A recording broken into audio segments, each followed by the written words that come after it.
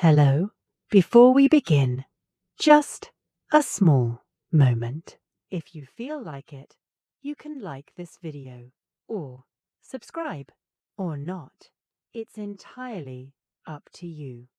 And if you're comfortable, tell me in the comments where you're listening from and what time it is right now. Some people listen late at night, some in the early morning, some while fixing something that probably shouldn't be fixed anymore.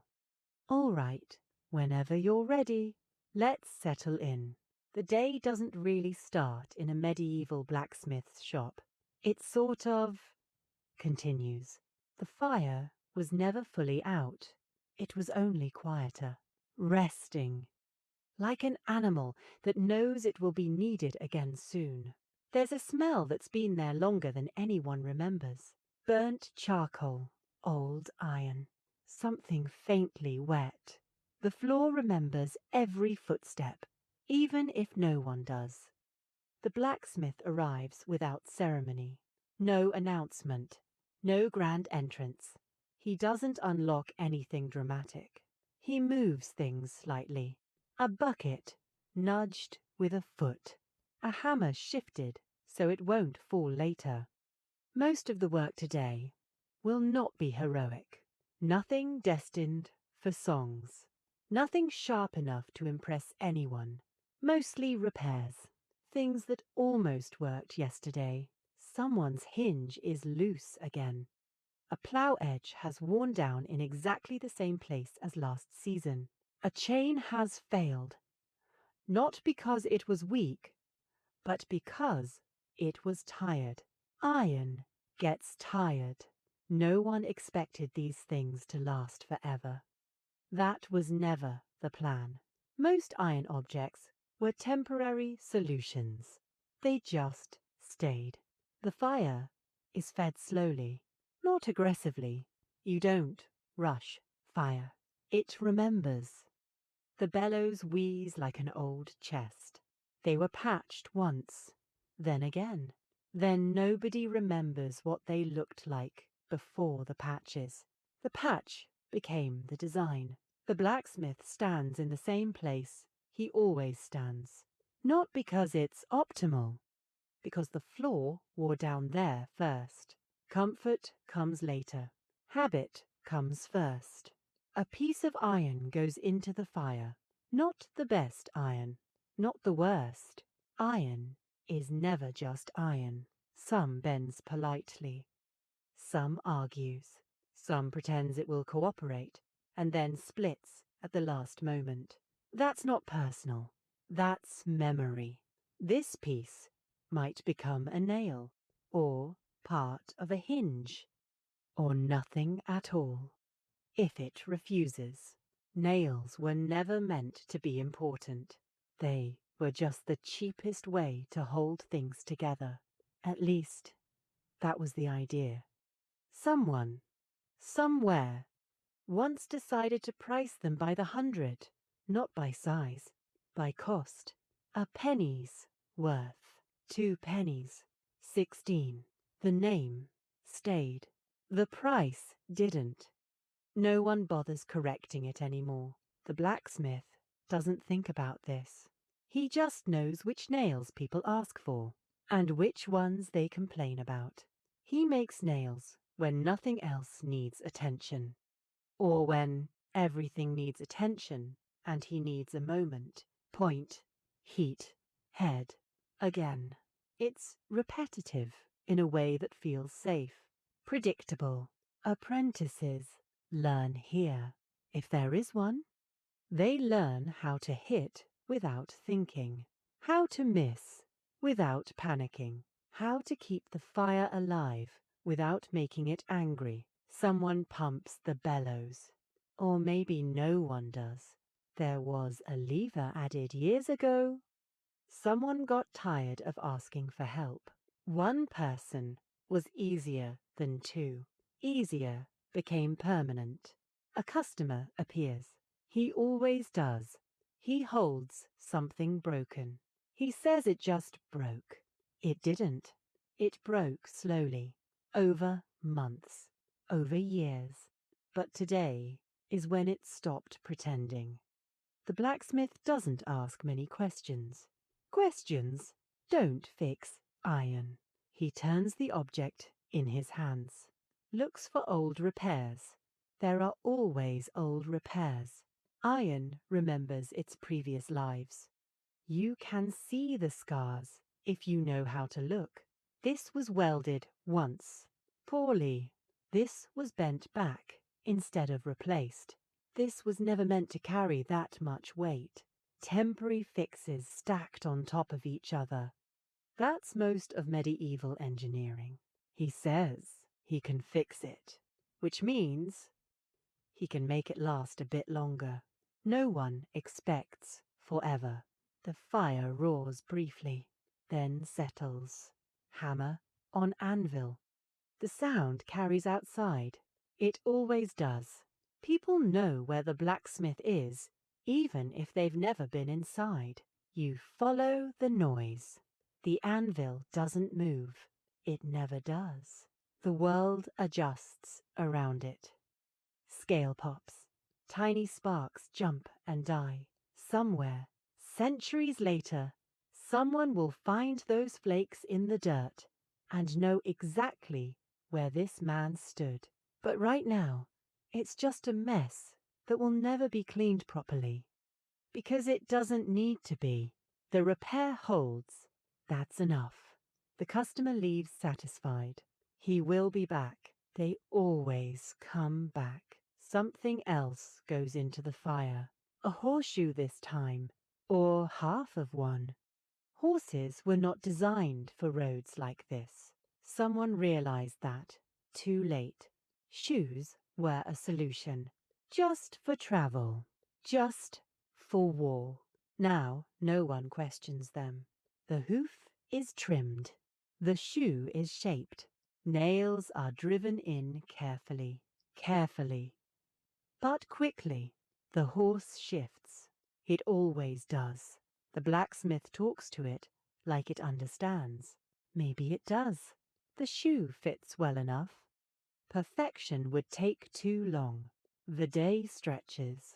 Iron cools. Iron heats. Water steams. Someone brings food. Or doesn't. Time passes without asking permission. The fire is adjusted again. It always needs adjusting, just like everything else. Nothing here was designed to last this long. Not the tools, not the methods, not even the job, but it stayed. And tomorrow, it will continue again. The fire never really cools the way you expect it to. Even when it looks quiet, it holds on to heat in places you don't see. Under ash, behind half-burnt charcoal, in corners no one remembers clearing. The blacksmith learns this early. You never trust a fire that looks finished. He reaches for a tool without looking, not because he's confident, because looking would slow things down. The hammer knows his hand better than his hand knows the hammer. It was shaped once, maybe twice. The handle replaced when it cracked, then shortened, then wrapped. Temporary fixes layered into familiarity. If you asked him when the handle was last new, he wouldn't know. If you asked him when it became his, he might shrug. Ownership isn't a moment. It's erosion. Another piece of iron waits near the hearth. It's been there since yesterday or last week. Iron is patient. This one isn't broken yet. It's preventative. Someone noticed a bend starting where there shouldn't be one. They brought it in early. That's rare. Most people wait until iron embarrasses them publicly. The blacksmith heats the bend and straightens it slowly. Not fully. Fully would weaken it. There's a balance between straight and stubborn. That balance is learned by failing in front of people. The anvil rings again. The sound doesn't echo far, but it's constant. It becomes part of the town's rhythm. Children fall asleep to it. Animals ignore it. Visitors find it unsettling. Locals don't notice it at all. Noise, like smell, becomes invisible when it stays long enough. Someone steps inside without asking. They always do. The blacksmith doesn't stop. Stopping would invite conversation. Conversation takes time. Time cools iron. The visitor waits.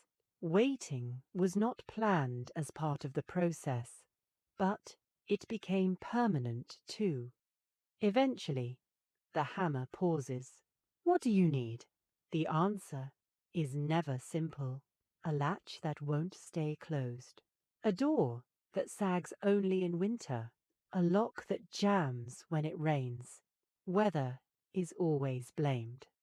Weather is rarely the real problem. Wood moves. Iron resists. They argue quietly until something fails. The blacksmith listens without correcting. Correcting doesn't help. He takes the latch. It's old, not ancient, just old enough that no one remembers who made it. The latch was never designed for this door. The door was never designed for this frame. But they've lived together long enough that separating them feels wrong. He heats one side, not both. A small adjustment, a temporary solution. It will probably outlive him. He sets it aside to cool. Cooling is its own kind of waiting. In the corner, nails sit in a small container, not neatly, just contained. Each one is slightly different. No one minds. Uniformity is not expected. Function is. A nail bends while being driven. You pull it out, straighten it, try again. Nothing is wasted unless it refuses twice. Even then, it becomes something else.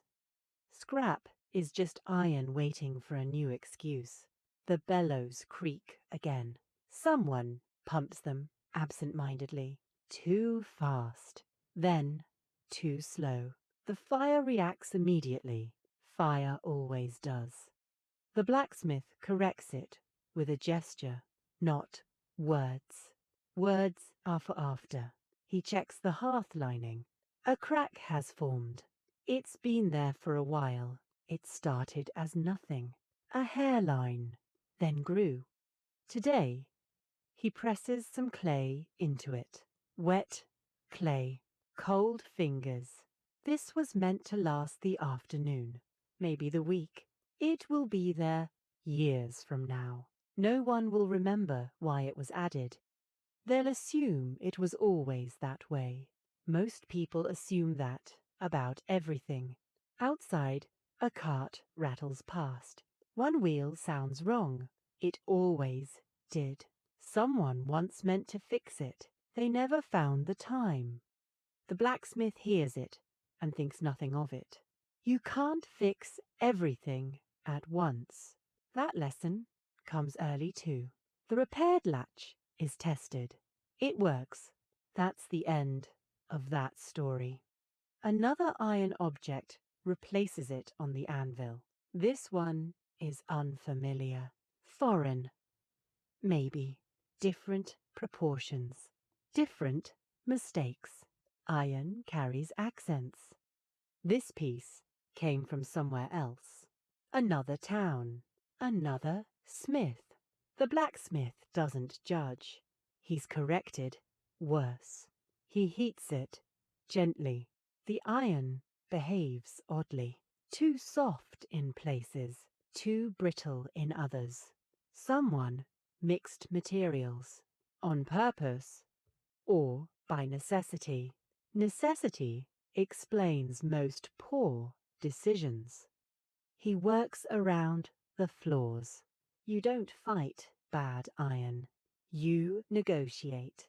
It bends eventually. Everything does. The day continues without marking itself. There is no bell for lunch. No signal for rest. Rest happens when iron allows it. A small pause. A drink of water. Not much. Too much water makes the hands slippery. Slippery hands make mistakes. Mistakes burn. The blacksmith flexes his fingers. They ache. They always ache. Pain becomes background noise after a while, like the hammer, like the fire. Another customer waits. This one wants something new. New is unusual. A hook. Simple. Hooks are never simple. They all look the same until they don't. This one needs to hold weight, but not too much. And not break the beam it's attached to. Iron is strong. Wood is forgiving. The hook must fail before the beam does. That's the logic. The blacksmith shapes it accordingly. Thinner here, thicker there. No measurements. Just experience. Experience is what happens when temporary solutions survive long enough to teach you. The hook cools. It's tested with a pull, then another. It squeaks slightly. That's fine. Silence would be suspicious. The hook leaves. The space it occupied fills immediately with something else. It always does. The fire is fed again. Someone mentions rain. Rain changes everything. Mud, rust, swelling wood. Repairs will increase tomorrow. They always do after rain. The blacksmith nods. He's already planning for it, without realizing. Another nail bends. Straighten. Try again. Again. Time stretches. The fire breathes. The anvil waits. And somewhere in all this, the day keeps going. Someone younger arrives without making much sound. He doesn't announce himself. He never does. He stands near the doorway first, not inside, not outside. That place, in between where you're not in the way, but not useful yet either. The blacksmith knows he's there long before he looks. The fire reacts to bodies. So does the room. Bellows, he says. Not sharply, not kindly, just enough. The boy moves too fast at first, then too slow. The fire complains immediately. Learning always starts there, not with iron, with air. The boy's hands are clean. That won't last. He pumps again. Better this time. No praise. Praise slows people down. There's a bucket near the wall. The boy trips over it once. Not badly. The bucket was placed there years ago for a reason. No one remembers what that reason was. It stays. The blacksmith heats a long strip of iron. Not urgent. Just present. This one bends, he says, mostly to himself. The boy watches. Too closely. Watching feels like working when you don't know what to do yet. The iron bends, then resists. The blacksmith lets it cool slightly before continuing.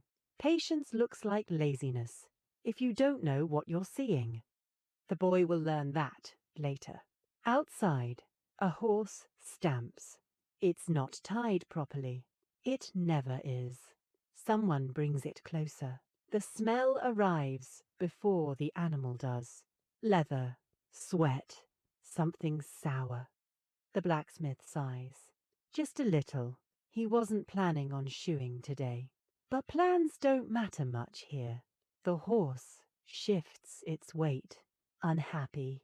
The boy steps back instinctively. Good instinct, not taught. The old shoe comes off with effort. One nail refuses. It always does. The nail bends instead of leaving cleanly. No one is surprised. The blacksmith straightens it on the anvil without thinking. sets it aside. It might be used again, or not. Either way, it won't be thrown away. The hoof is trimmed, carefully, quickly. The boy watches the knife more than the hoof. Mistake. You watch where you cut, not what you cut with. The new shoe is heated. The fire smells different now, hotter, sharper. The boy pumps harder, too hard. The fire flares. The blacksmith lifts a hand. That's enough. Shoes were meant to be temporary, just for long roads, just for war. Now no one remembers unshod hooves. The shoe fits well enough. Well enough does most of the work in this shop. Nails go in. The horse flinches. Someone murmurs to it. That someone is not the blacksmith. The blacksmith trusts the iron, not the animal. The shoe is set. The horse is led away. The boy exhales. He didn't realize he was holding his breath. No one mentions it. The fire settles back into its usual mood. The blacksmith wipes his hands on his apron. It was once a clean piece of cloth. No one knows when. Fetch more fuel, he says. The boy moves too eagerly. He brings back the wrong kind first. Too damp. The fire sulks. The blacksmith uses it anyway. Damp fuel was never ideal, but it worked once. Once was enough for it to become acceptable.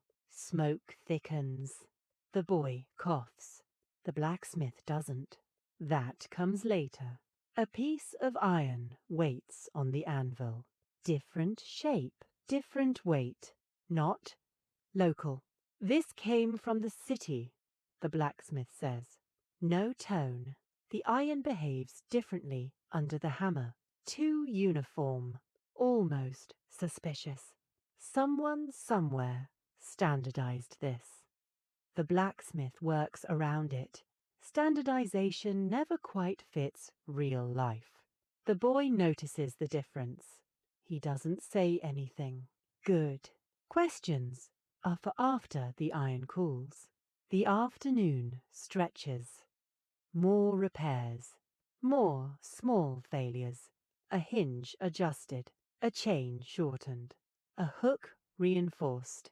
Each fix assumes it will be temporary. Each fix knows better. The boy's hands are no longer clean. Soot finds its way into places you didn't know existed. The blacksmith corrects the boy once. Only once. The rest is learned through watching and waiting. Waiting becomes part of the job. Waiting for iron. Waiting for fire. Waiting for people to leave. Someone mentions price. The blacksmith names one. The customer sighs. They always do. They agree anyway. Iron is cheaper than starting over. The boy listens. This is how value is learned. Not numbers. Reactions. The fire dims slightly as the light outside changes. No one comments on it. The day hasn't ended. It's just thinner now. The blacksmith sets one last piece of iron near the hearth. Not for today, for tomorrow, or the day after. Iron doesn't mind waiting. Neither does the fire. And slowly, without anyone deciding it, the rhythm continues. The price comes up again later. It always does. Not directly. Not as a question. It arrives disguised as a sigh. Or a pause that lingers too long. Or a sentence that starts with, last time. The blacksmith doesn't argue. Arguing assumes flexibility. Iron has some. Prices rarely do. He names the amount again. Exactly the same. The customer looks at the floor, at the walls, at the fire. Anything but the blacksmith. Money is easier to handle when it isn't looked at directly. Eventually, there's a nod. Not enthusiastic, not angry, just accepted.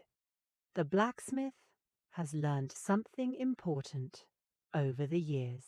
People don't want things to be cheap. They want them to feel inevitable.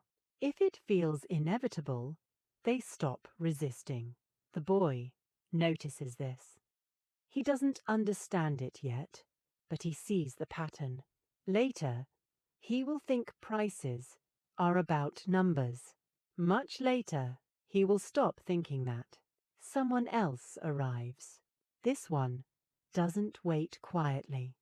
He clears his throat loudly.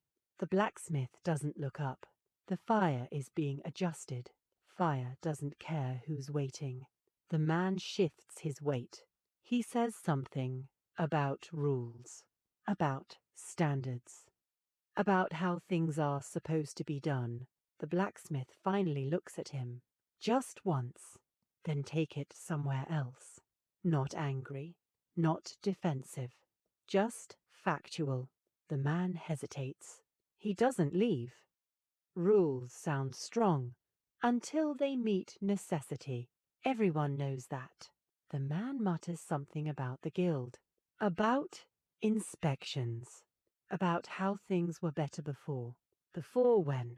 No one ever specifies. The blacksmith listens the way you listen to rain. You don't argue with it. You just wait for it to pass. The man leaves eventually. Not satisfied. He will be back. They always come back. The boy watches this carefully. He thought skill would be the hard part. Skill is easy. People are not. The fire needs more air. The boy adjusts the bellows.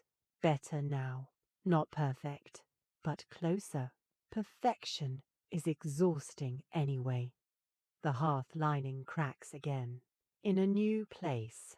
The blacksmith presses more clay into it. Cold against heat. This repair was never meant to last the season. It will. It always does. Temporary solutions have a way of settling in, like guests who forget to leave. Someone mentions that fewer smiths are working these days.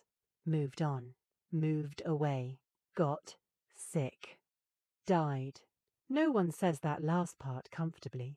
Work has increased because of it. Repairs pile up faster than before. The blacksmith works longer hours. Not because he wants to, because iron doesn't wait. The boy feels the pace change. Less explanation, more urgency. Mistakes are corrected faster now, sometimes with words, sometimes without. The boy burns his hand, lightly, not badly. Badly comes later, usually when you're confident. The blacksmith doesn't comment. He hands him water. That's it. Pain is another teacher. The smoke sits heavier today. The fuel isn't great. Someone bought cheaper charcoal or wetter coal. It was supposed to be temporary. Just this batch. The cough that follows will not be. The blacksmith clears his throat once. Then again, he ignores it. Everyone does, at first. The boy watches the smoke curl along the ceiling.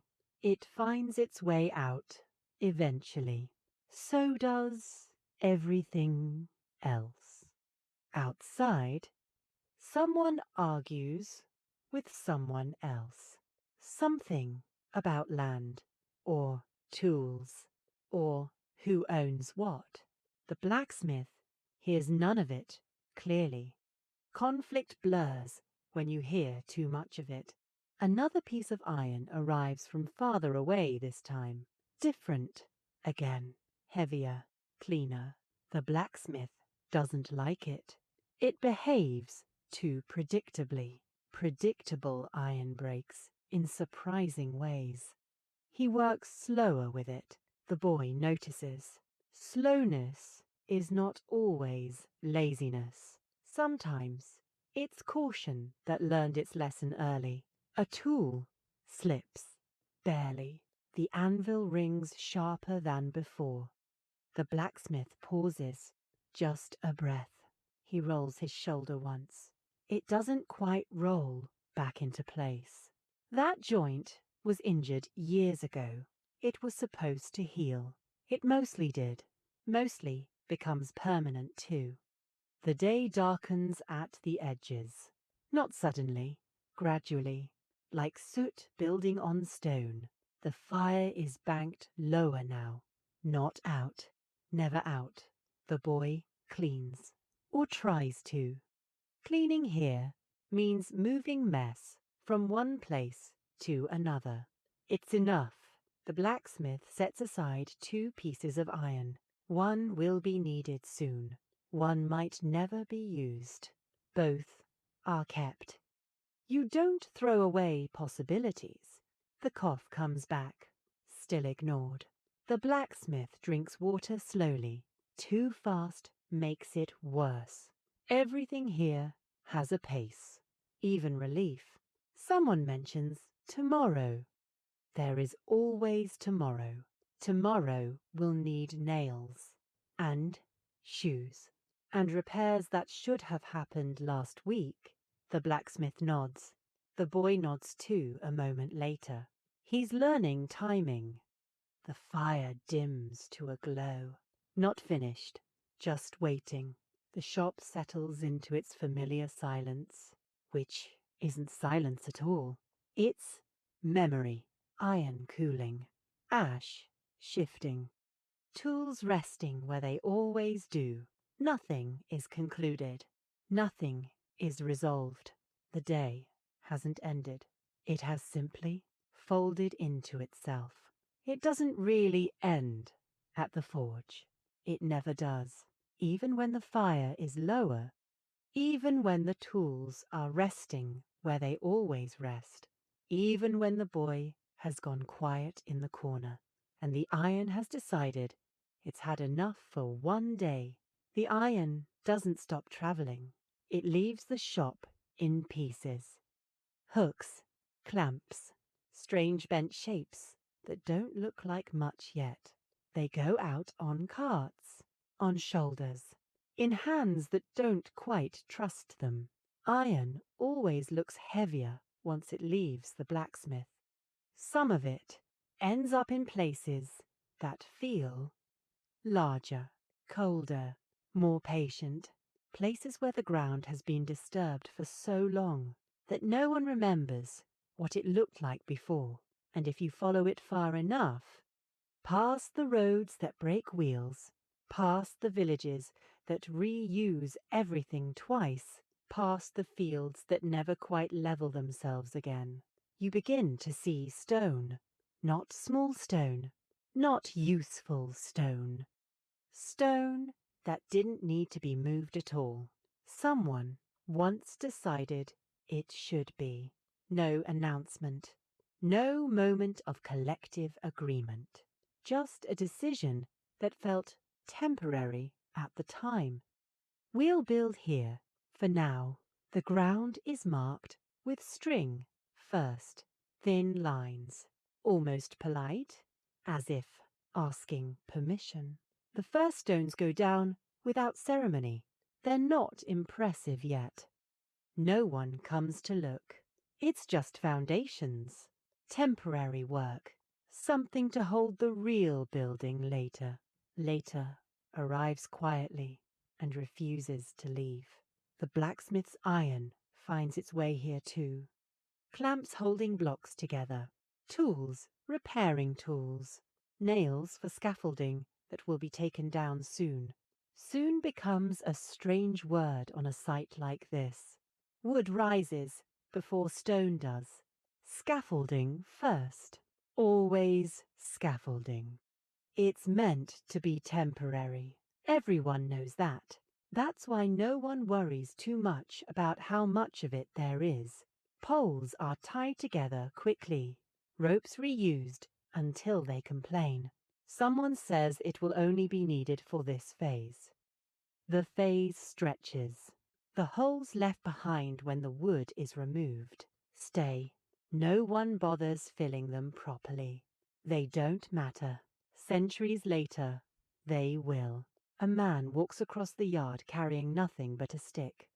He isn't idle. He's measuring. Not with numbers, with memory. The ground has a geometry now, invisible, but agreed upon. Once that happens, it's very hard to undo. Stone arrives from far away. Some of it breaks on the road. Some arrives chipped and is used anyway. Perfect stone is expensive. Good enough stone builds cathedrals. A mason scratches a mark into a block, quickly, without thinking. It's not decorative. It's practical. This is mine. This one counts.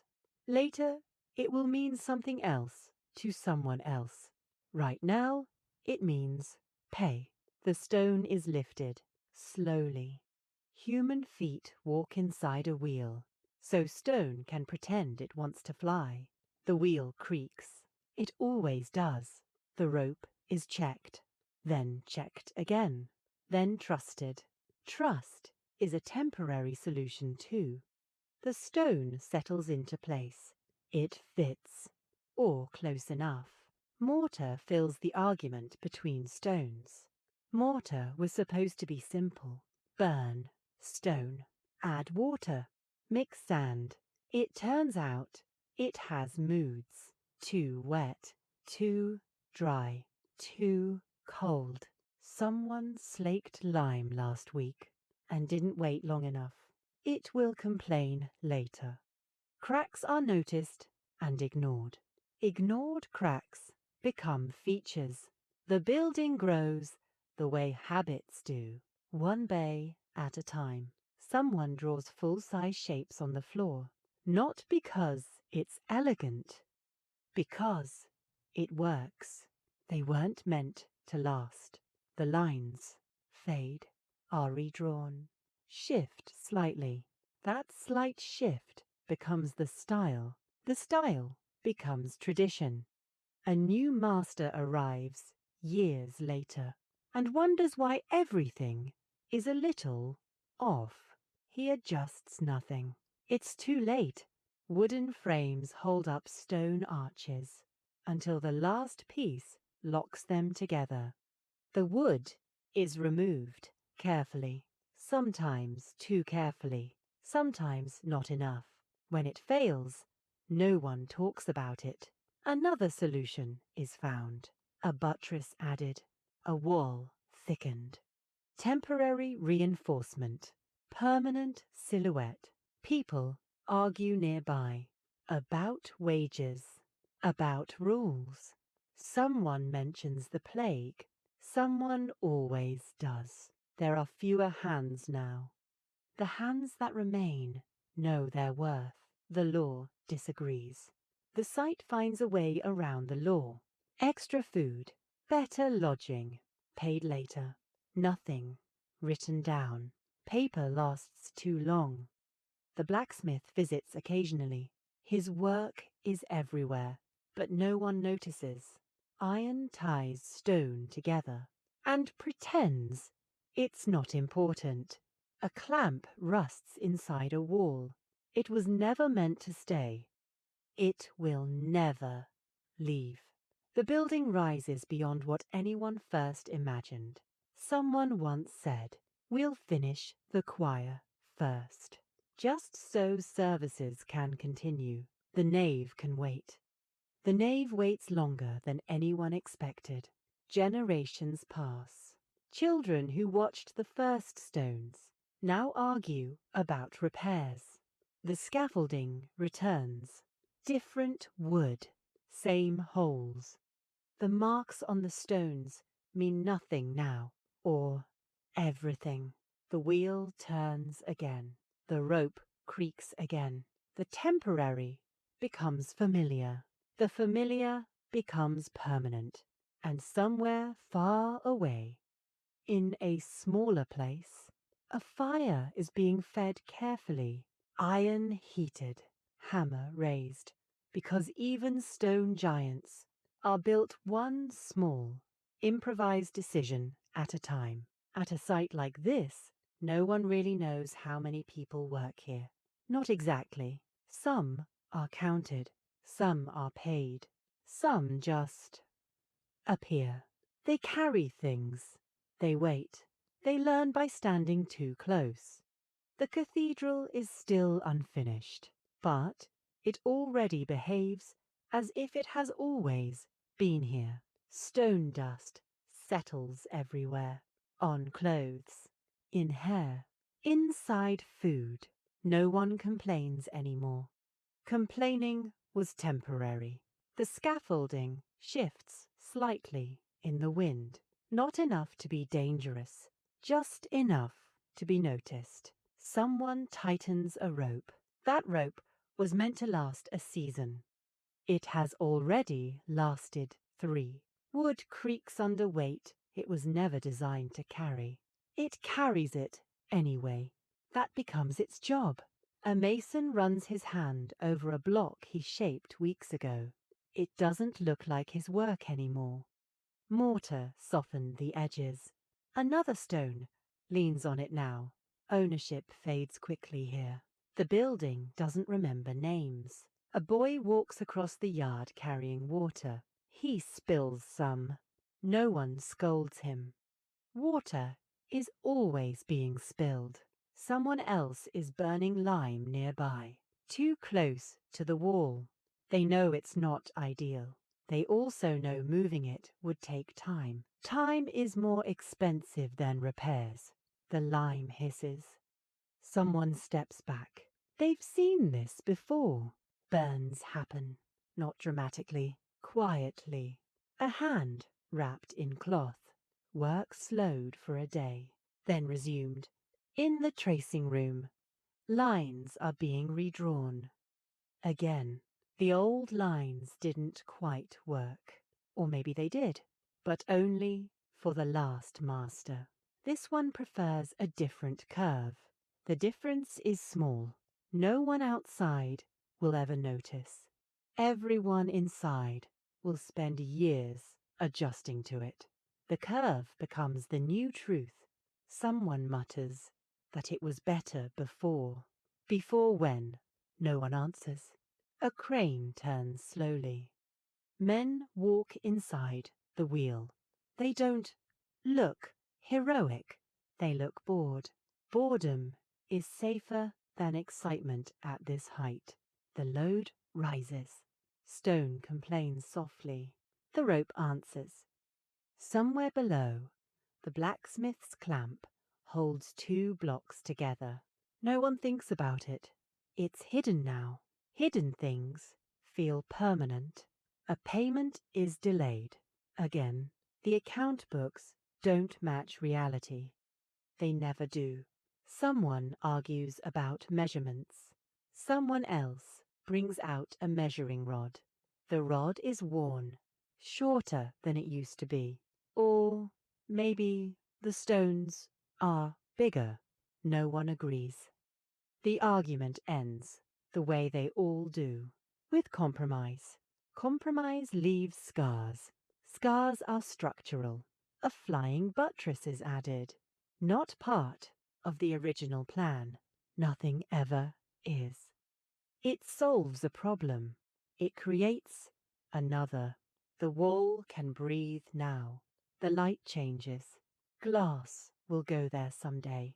Someday becomes a promise people stop asking about.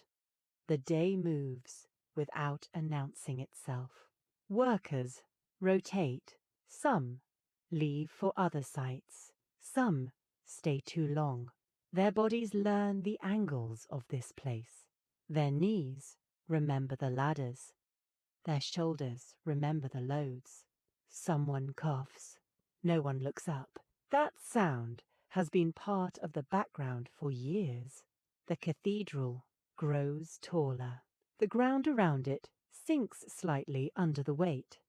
Temporary supports are added, left in place. Forgotten.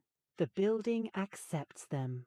It accepts almost anything, and slowly, without ever deciding to, this construction site stops being a project and becomes a world.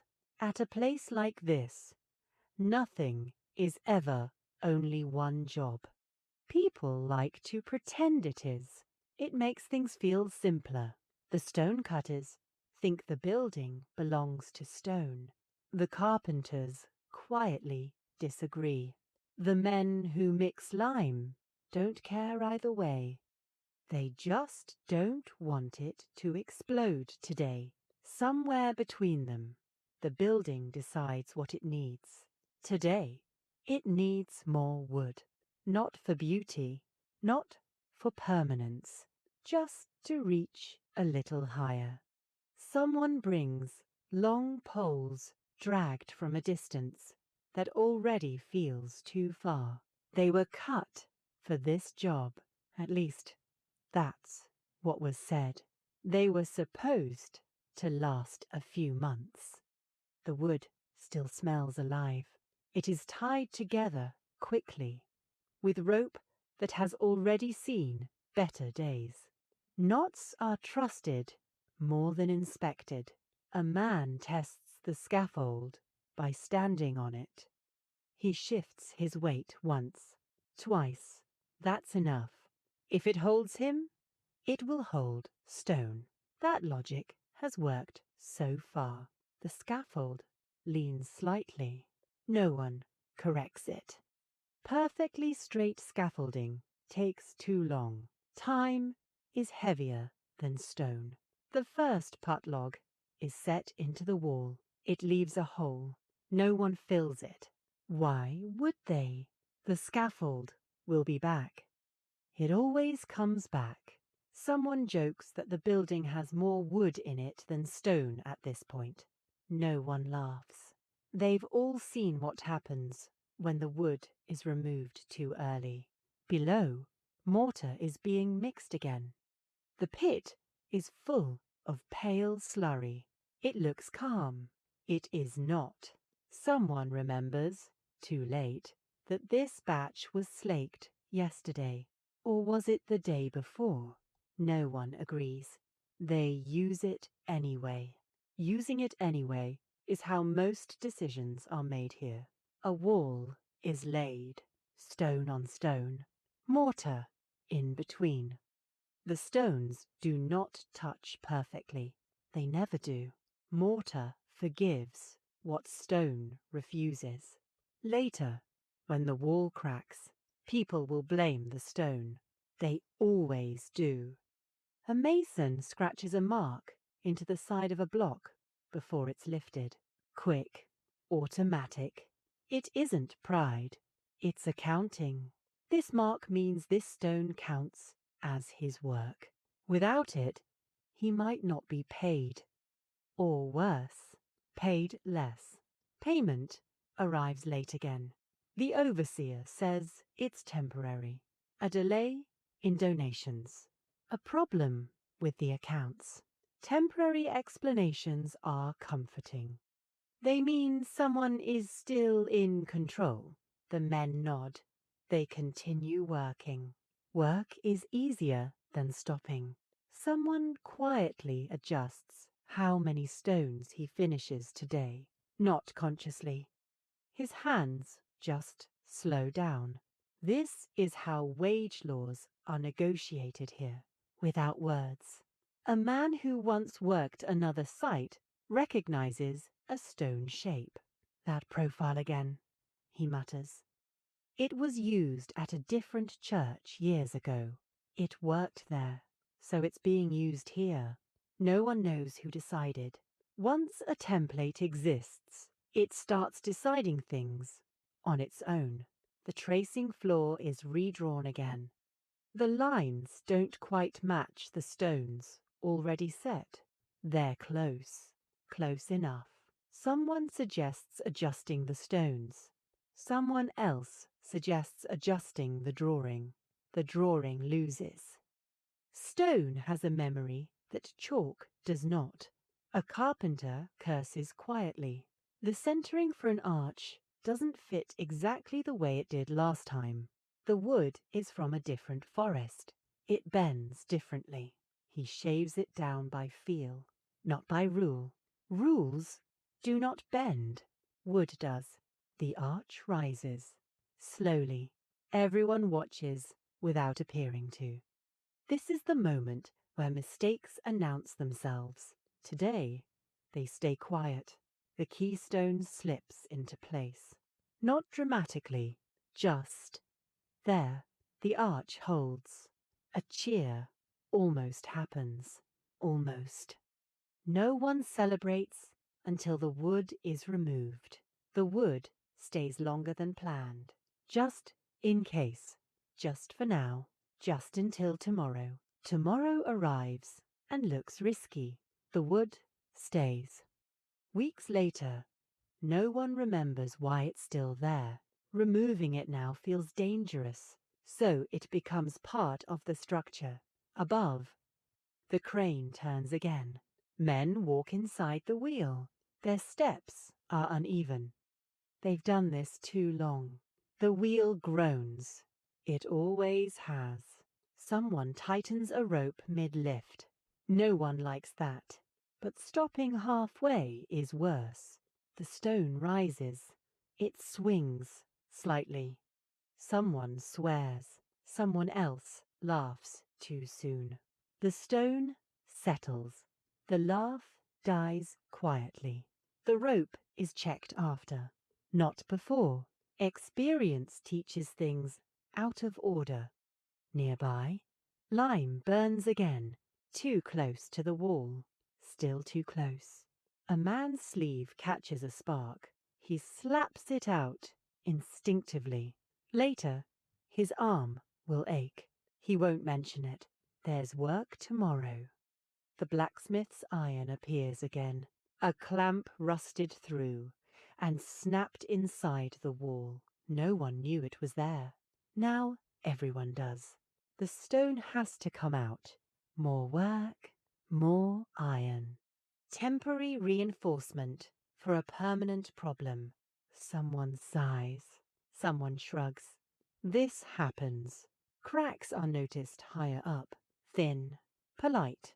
They're measured, written down, watched. Watched cracks become part of the building's personality. They get names. Old one, South one, the one that opens in winter. A buttress is proposed. Not in the original plan. Nothing was. It solves the crack. It blocks a window that was meant to exist someday. Someday moves. Light will find another way. It always does. The site quiets briefly at dusk. Not because work stops. Because sound changes. Stone dust settles. Tools are left where they fell. Tomorrow will find them. Someone sweeps. Not thoroughly. Thorough sweeping erases useful evidence. The ground tells stories if you leave it alone. Footprints, spills, dropped wedges, all temporary, all returning. The building does not look finished. It never will. But it already feels ancient. That happens faster than people expect. And somewhere, just beyond the edge of the yard, iron cools in a forge, waiting to be needed again. There is a man on the site who never climbs. He doesn't need to.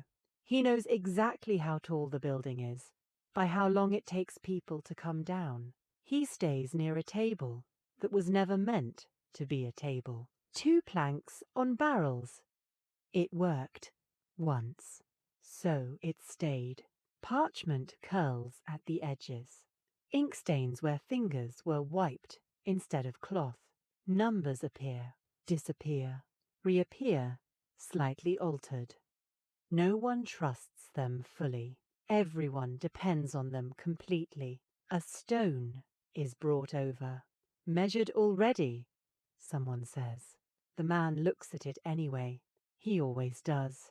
The measuring rod is laid across the block. It's not perfectly straight anymore. No one admits that. The stone is too long, or the rod is too short. It depends on who you ask. The argument doesn't rise. It never does. Rising arguments attract attention. Attention attracts delays. Delays cost more than being right. A compromise is reached. The stone counts. It always does. A mark is scratched deeper next time, not out of pride, out of fear. Fear of not being remembered by the accounts. The man notes something down. Not everything. Everything would take too long. Outside, someone shouts, not in pain, in warning. A rope phrase. It was always going to. Ropes are like promises. They fail quietly at first. The crane stops. Mid-turn. Stone hangs in the air. No one moves. Movement feels dangerous right now. Someone climbs up to inspect the rope. Slowly, carefully. He says it will hold. He is not entirely sure. Sure enough is enough. The wheel turns again. The stone settles. No one breathes until it does. Someone laughs afterward, too loudly. Laughter drains fear faster than silence. The scaffold creaks again. A carpenter adjusts a wedge. That wedge was cut yesterday. It was meant for something else. It fits here better. Most things do. The carpenter's hands are rough with splinters and old cuts. He doesn't think of the cathedral as stone. He thinks of it as wood that refuses to stay. Every arch begins as timber. People forget that. They see the stone and assume confidence. The carpenter knows how uncertain it all was before the wood came out. He leaves the centering in place a little longer than planned, just in case, just this time, just until morning. Morning arrives and looks exactly like yesterday. The wood stays.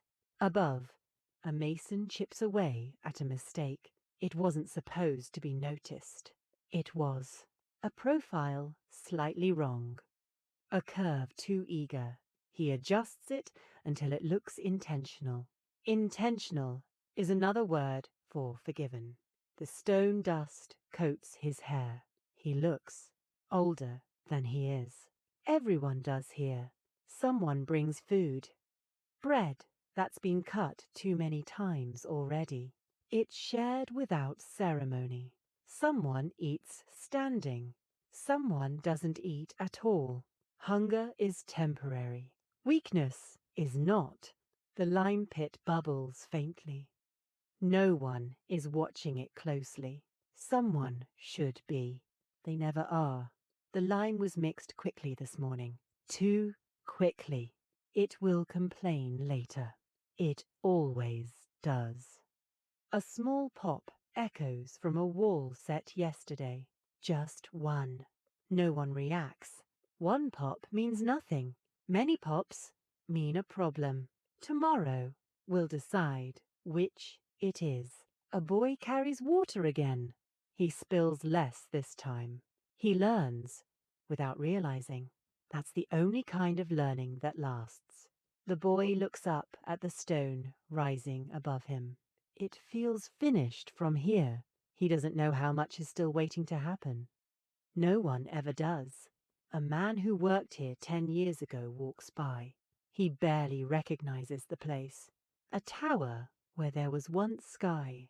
A wall where there was once nothing. He says so. No one listens. The building does not acknowledge past versions of itself. It only remembers weight. The blacksmith arrives briefly. He brings new clamps. Better iron this time. More uniform. He doesn't like it. Uniform iron breaks honestly. Old iron lied first. The clamps are set, buried, gone. His work disappears faster here than anywhere else. That's how he knows it matters. A crack is measured again. It hasn't grown. That's good. It hasn't closed either. That's expected. Someone suggests a buttress again. Someone else suggests waiting. Waiting wins. Waiting often does. Waiting feels cheaper than action. Later, action costs more. The day thins again. Sound changes. The sight doesn't quiet so much as soften. Stone remembers the heat of the sun. Wood cools faster. Iron holds on longest. Tools are gathered. Some are forgotten. They will be found. The accounts are folded, not finished. They never are. The man with the table barrels wipes ink from his fingers. He doesn't know whose work he's recording anymore, only that it must be recorded. Tomorrow, the building will need more of everything. More stone, more wood, more patience. It always does. And somewhere in the quiet that follows, the cathedral waits, not to be finished, just to continue. The night doesn't stop the building. It only changes who is willing to stay near it. Some men leave when the light thins. Some stay because leaving feels louder than staying. A guard walks the edge of the site, not to protect the stone. Stone doesn't need protection. He's there to watch the wood. Wood disappears when no one is looking. It's never malicious. It's practical. A beam borrowed for a house. A plank taken for a fence. Temporary borrowing that never quite returns. By morning, no one remembers exactly how much wood was there before. The building adjusts.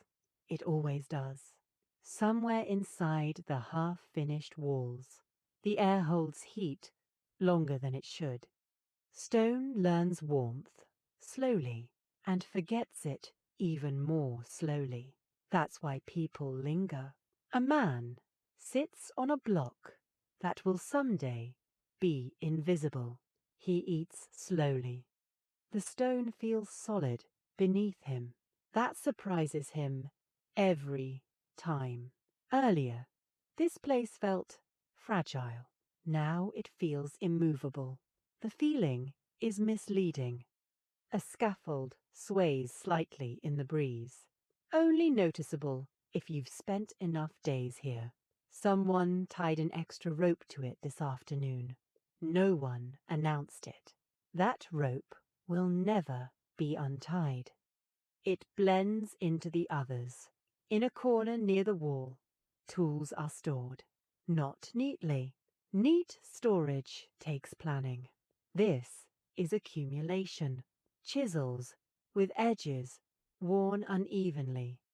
Mallets with handles shaved thin by years of grip. One mallet has been repaired so many times that no one is sure which part is original.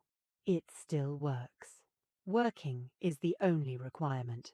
A mason once said, "The building doesn't care how it's built, only that it is." No one corrected him. Correcting that would take too long. The tracing floor waits quietly. Lines drawn this morning already feel old. Someone steps over them without noticing. A heel smudges a curve. That curve was tentative anyway. Tomorrow it will be redrawn. Slightly different. The difference will matter later, or it won't. That's how design works here. A decision made by accident becomes something everyone defends fiercely. Someone complains that the stone from the last delivery doesn't match the earlier work. The color is off, the grain too open. They still use it. Years from now, Someone will call it intentional contrast. Someone will write about it. Right now, it's just inconvenient. A cart arrives late, very late. The driver blames the road. The road blames the rain. The rain has already moved on. The stone is unloaded anyway. No one wants to wait another day. A block chips as it's lowered. A small piece breaks off. Silence. Then a shrug. It will be hidden. Most things are. The man with the measuring rod checks the chipped stone. He pauses, longer than usual. Then he nods. It counts. Everything counts if you let it. That's the secret. Nearby, the boy sleeps against a wall. He wasn't told to stop working. He just did. Someone covers him with a scrap of cloth. No one comments.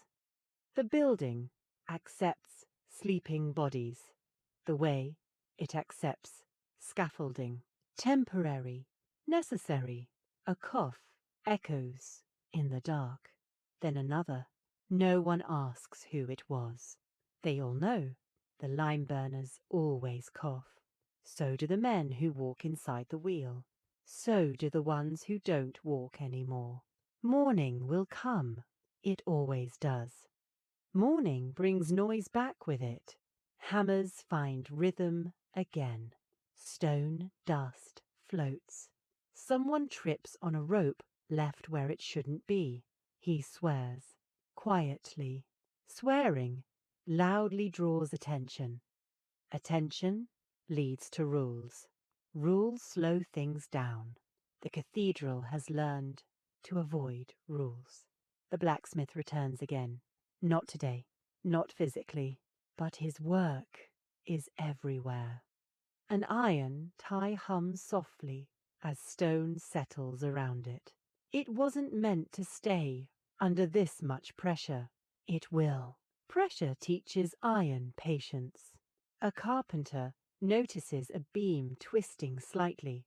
It was straight yesterday. Wood lies more than stone. He wedges it tighter. That wedge is thin, temporary. The beam stops twisting. For now, a mason carves a decorative detail. Where a mistake once was, leaves a face. Something no one planned. Decoration is often apology in stone. Visitors will admire it someday. No one will know what it's hiding.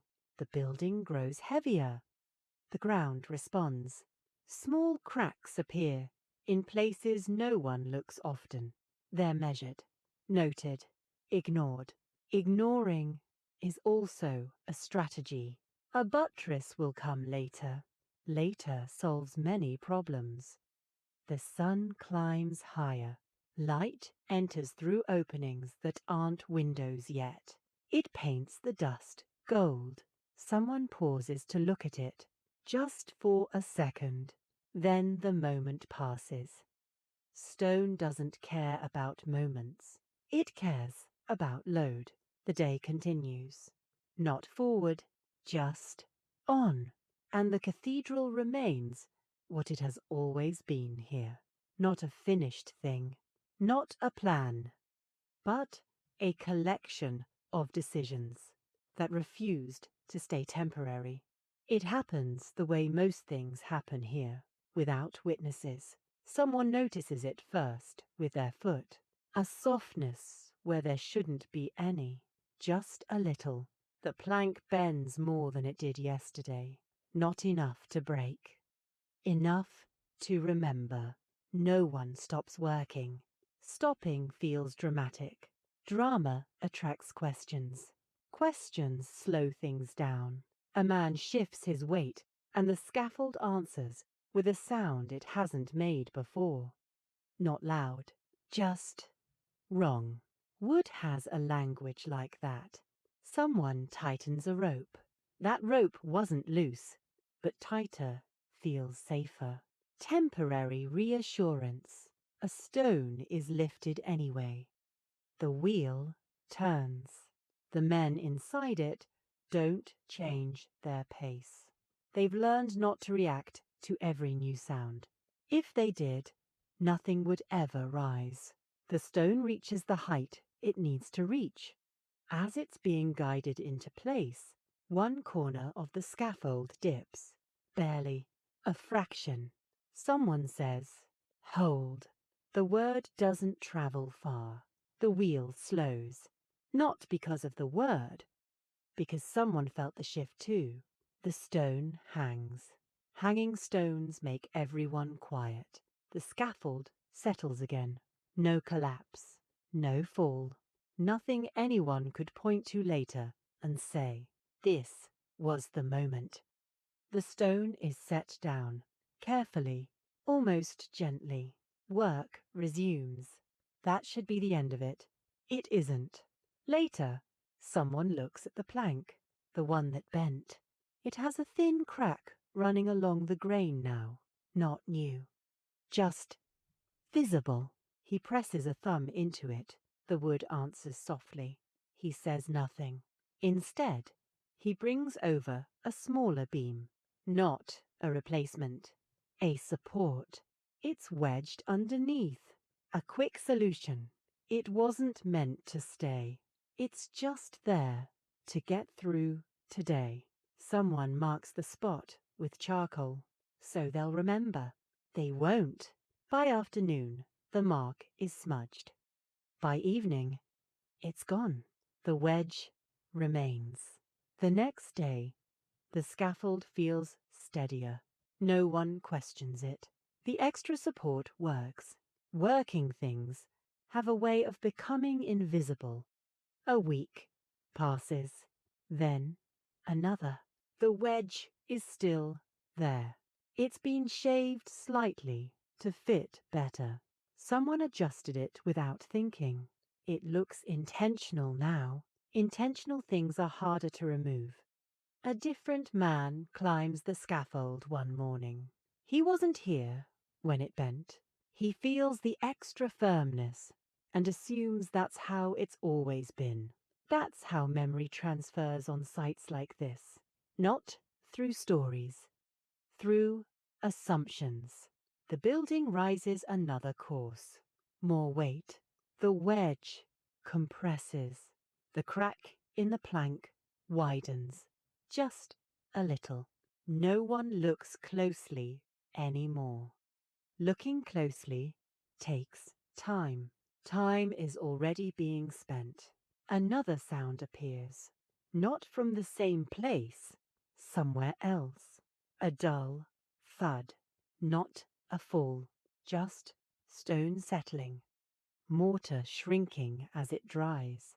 Someone jokes that the building is breathing.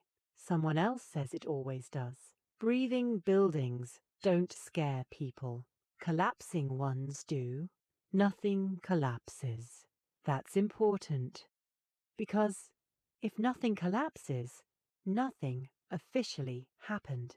The overseer isn't told. There's nothing to tell. No injury. No loss. No delay. Accounts don't record near things. Near? Things don't exist on parchment. A carpenter notices later that the scaffold layout has changed slightly. An extra brace here, another tie there. He assumes it's part of the new phase.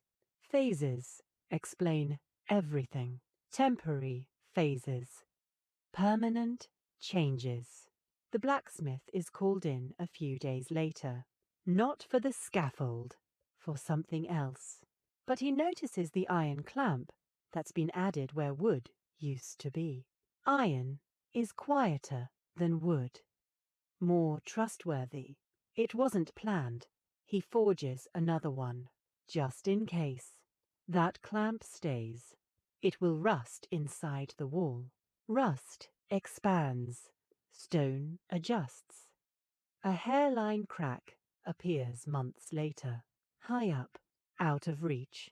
It's measured, written down, watched. No one connects it to the wedge. or the plank, or the sound that wasn't loud enough to matter. The wedge is finally removed years later, not because it failed, because someone needs wood. The plank holds, barely. By then, the building has learned to carry the weakness. It distributes the problem. Buildings are good at that. People, less so. A man who walked the wheel that day never mentions the pause. He doesn't remember it clearly.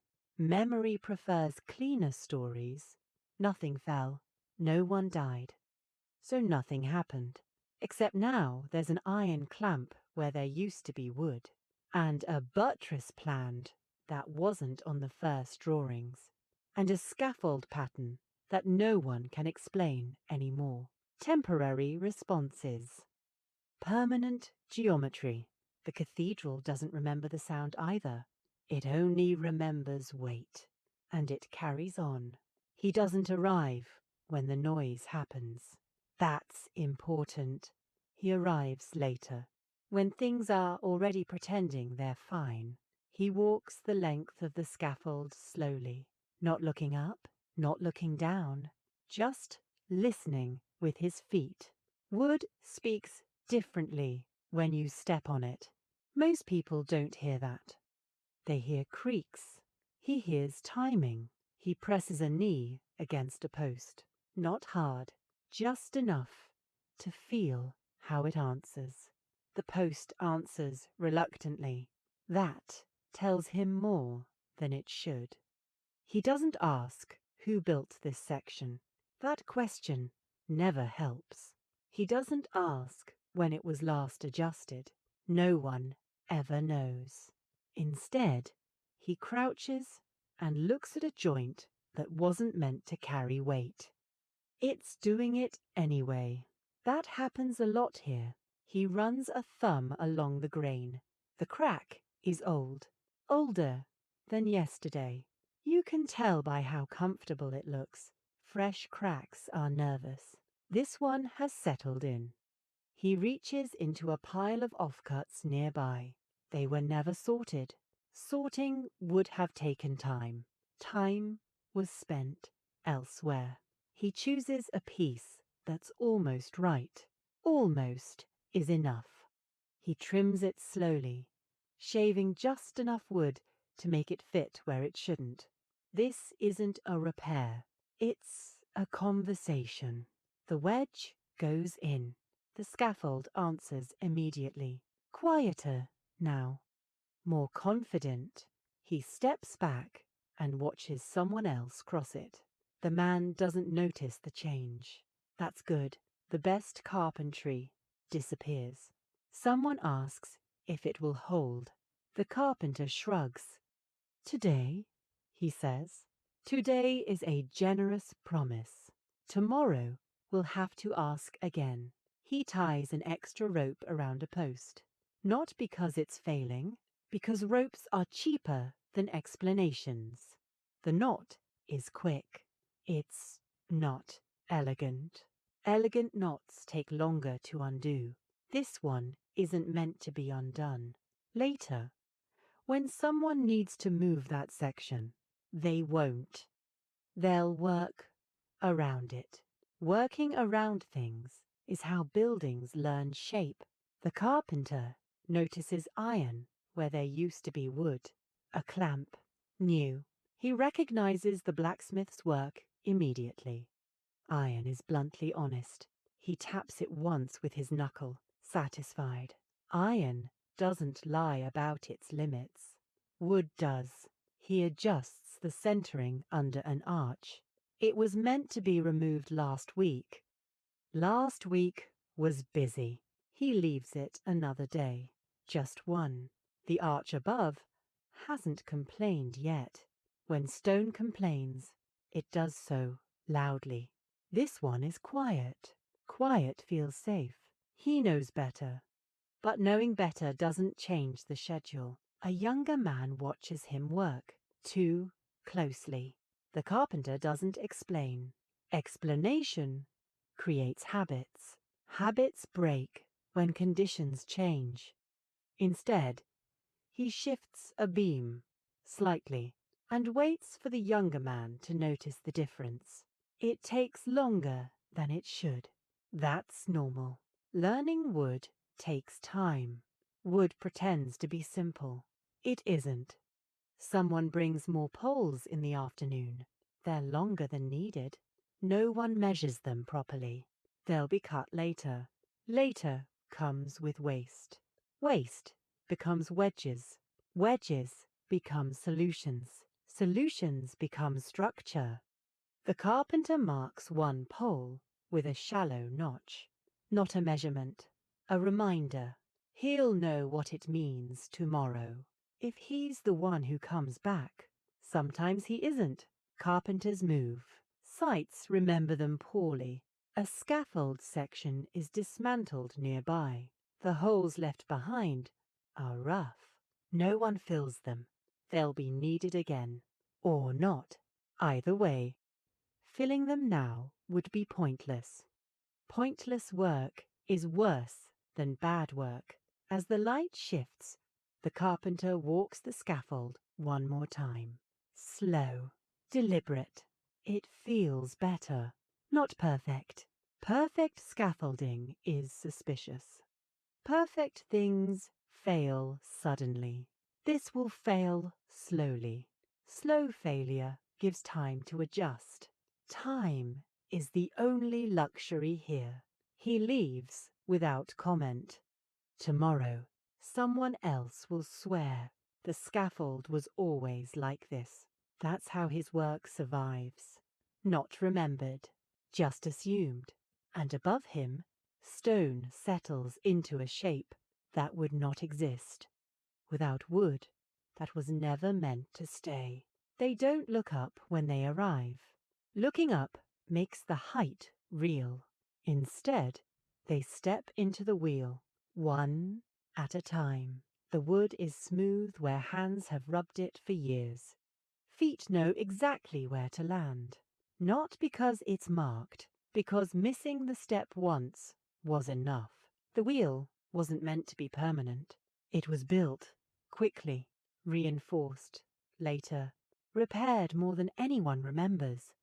Someone once said it would be dismantled after this phase. This phase never ended. Inside the wheel, sound changes. Outside, voices echo. Inside, everything is breath and wood and the slow complaint of joints. They walk, not fast, not slow. Speed doesn't matter as much as rhythm. If one man hesitates, the load jerks.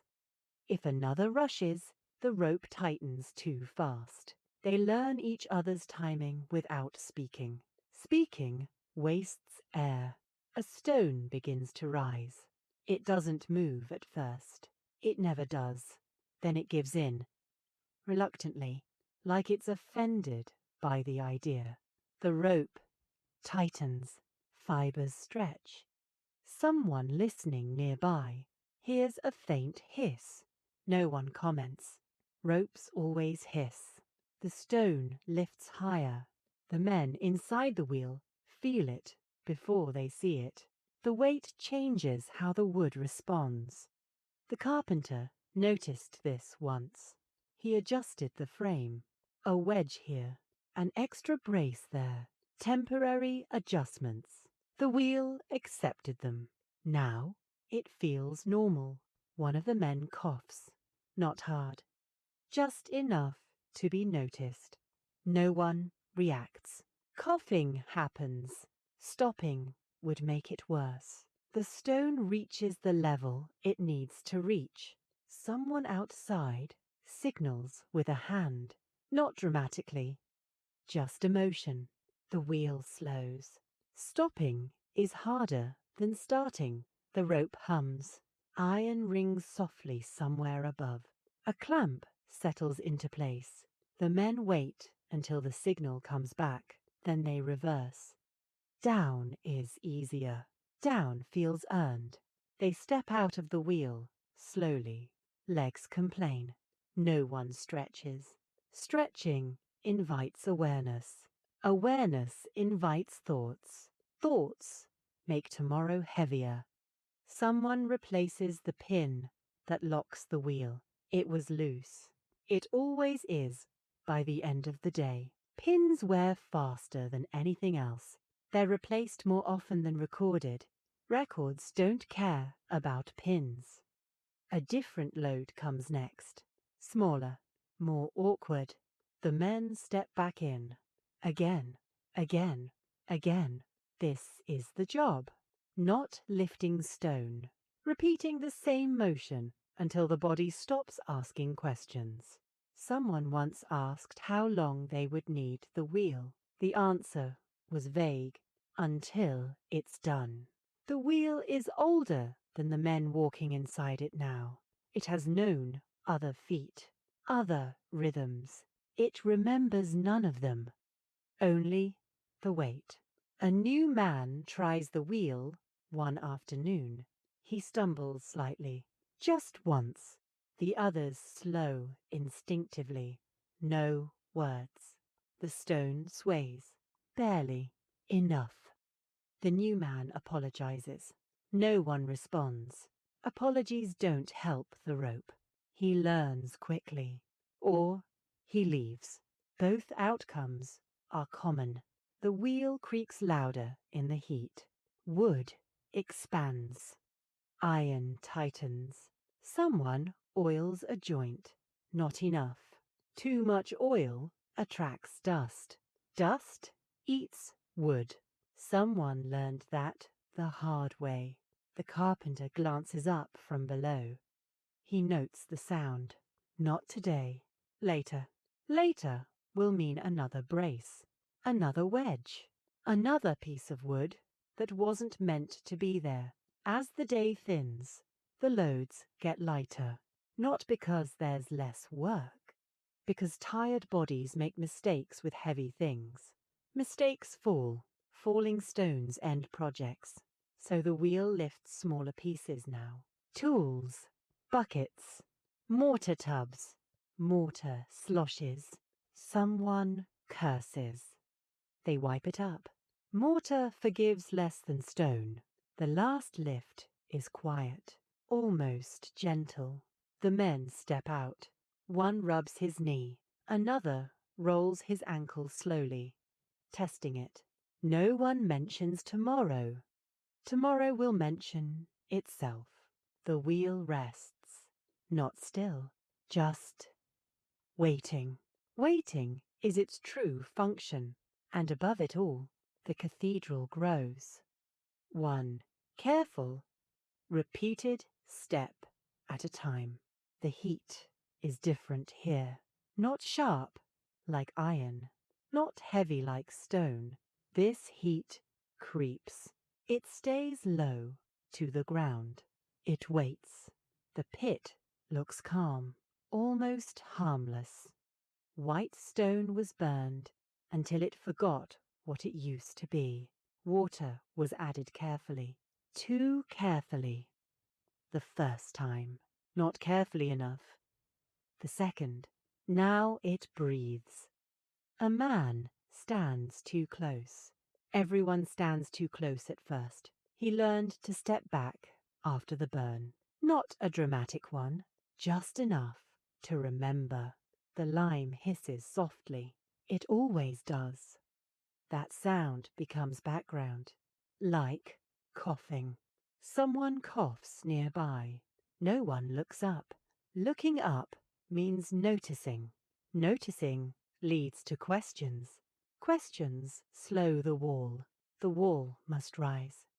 Buckets move from pit to scaffold. Heavy, awkward, spilled, often. No one cleans it immediately. Fresh lime eats leather, eats skin faster. A man learns that once. He wraps his hand, keeps working. Wrapped hands are slower. Slow is acceptable. Stopping is not. The mixture today is thinner than yesterday. Someone mentions it. Quietly.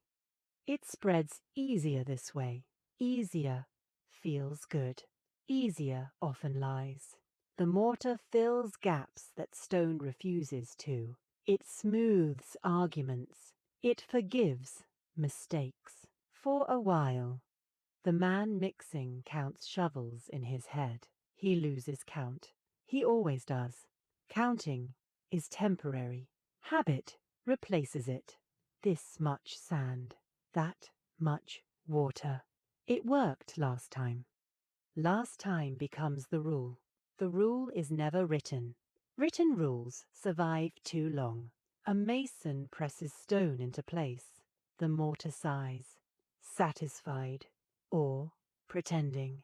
No one knows the difference yet. Someone remembers a batch from months ago. Too hot, too green. The wall from that week cracked later. No one proved it was the mortar. Stone was blamed.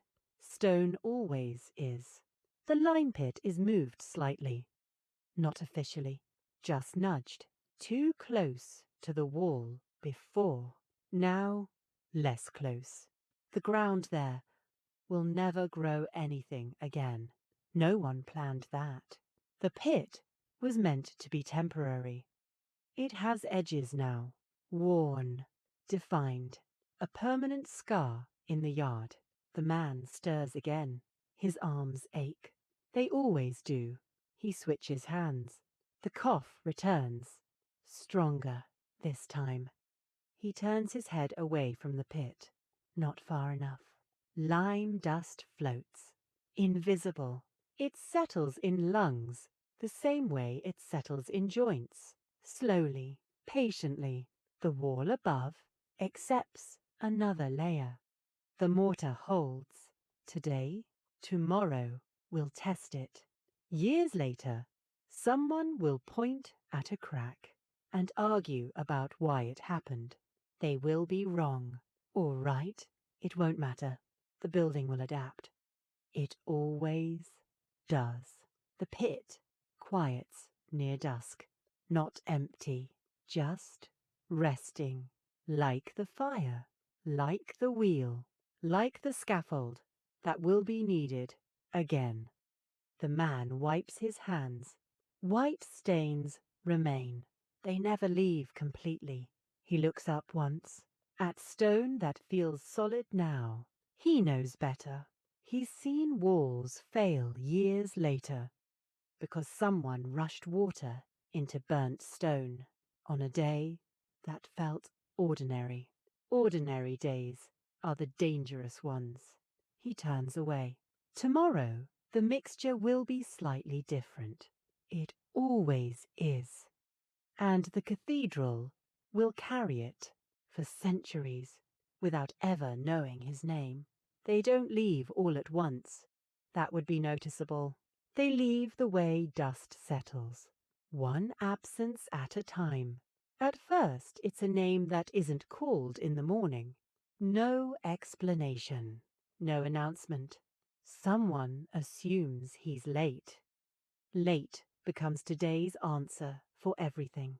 The wheel turns anyway. A second man fills the space without meaning to, stands where the first used to stand, learns the rhythm faster than expected. The building accepts substitutions easily. People are lighter than stone. A few days later, a tool goes unused. A chisel that always lay near the edge of the scaffold stays exactly where it is. No one moves it. Moving it would mean asking why it's there. Questions are heavier than tools. Someone mentions the missing man once, quietly, while tying a rope. He went to another site, they say. Another site explains a lot. Another site explains nothing. Work continues. A week passes. The scaffold creaks in a place it didn't before. Not dangerously, just differently. The carpenter notices. He adjusts a brace. A small adjustment. Temporary. The adjustment stays. The carpenter doesn't ask who usually worked that section. Knowing would not change the brace. Another man coughs. Not the same cough as the lime pit. This one is deeper. He laughs afterward, as if to apologize for the sound. No one responds. Coughs don't require answers here. The wheel feels heavier today. No reason. Some days are like that. A man inside the wheel slows by half a step. No one comments. The rope tightens differently. The load rises anyway. Someone stumbles near the mortar tubs. Not badly. Enough to splash. Lime on skin. He swears quietly, wraps his hand, keeps working. Later, he will not return. No one will say why. Another absence. The accounts will not mention it. Accounts remember stone, not skin. A boy who used to carry water now carries nothing. He stands closer than before. Watching, he learns where to stand without being told. This is how vacancies are filled, not by instruction, by proximity. Someone older leaves earlier than usual. He rubs his knee as he goes. No one asks if he'll be back tomorrow. Tomorrow asks those questions itself. The building grows. It does not notice who is missing. It only notices weight. A man falls asleep against a wall again. He is woken gently, not because sleeping is forbidden, because sleeping near rising stone is unwise. He apologizes too quickly. Apologies don't belong here. He won't sleep there again. He may not sleep at all tomorrow. The carpenter counts heads without counting. He knows something is wrong by how often he ties knots alone. He ties them tighter now. Tighter knots last longer. Longer becomes permanent. The blacksmith hears about a missing man from someone who didn't know him. That's how it happens. Names fade before roles do. He makes another clamp, just in case, just because. Iron is easier than people. The clamp disappears into the wall, a substitute for a body. Stone doesn't care. At midday, a shadow falls where a person used to stand. The shadow feels wrong. Shadows don't care about names either. Someone jokes about the building eating men. No one laughs. Jokes stick when they feel close to true. The wheel turns again.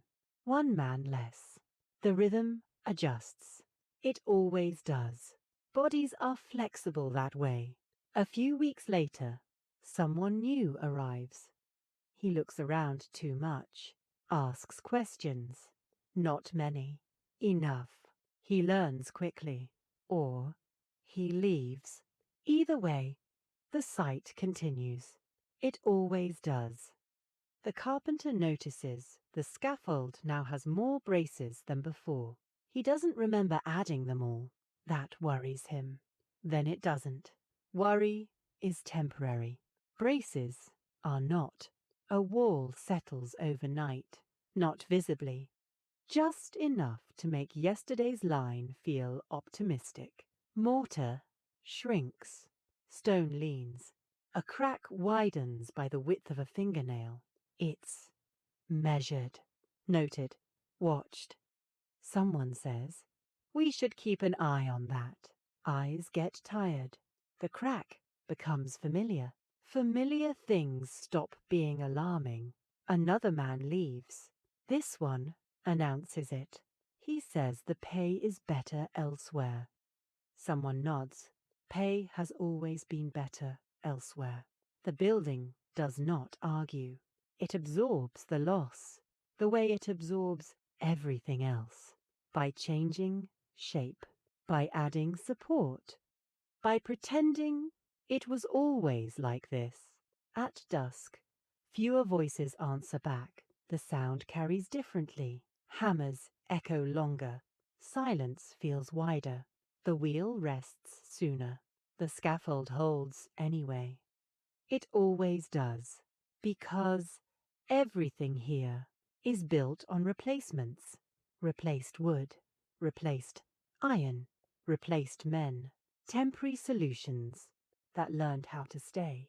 And the cathedral rises, patient, unaware of who is missing, certain only of what remains. Bodies don't fail all at once. That would be merciful. They fail in pieces. A hand forgets how to close fully. A knee remembers a ladder that no longer exists. A back learns the shape of weight and refuses to forget it. The men notice this in the morning, before the tools, before the noise. They test themselves quietly. A bend, a stretch, a breath held a second too long. If it passes, they go to work. If it doesn't, they go anyway. Pain is easier when it's expected. The wheel turns. Fewer steps inside it now. Longer pauses between them. No one says the word tired. Tired sounds temporary. This isn't. A mason drops his chisel one afternoon.